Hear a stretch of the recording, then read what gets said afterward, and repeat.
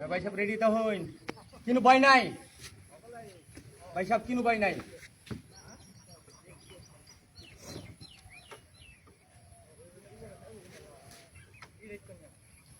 আমার পরে আসসালামু আলাইকুম দাদুরা।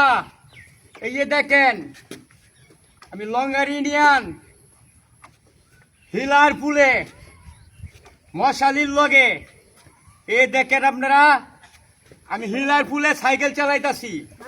আর কয়েকদিন পরে আল্লাহ দি বাসা আপনার দোয়া করবেন আমি পুনটার চালাবো।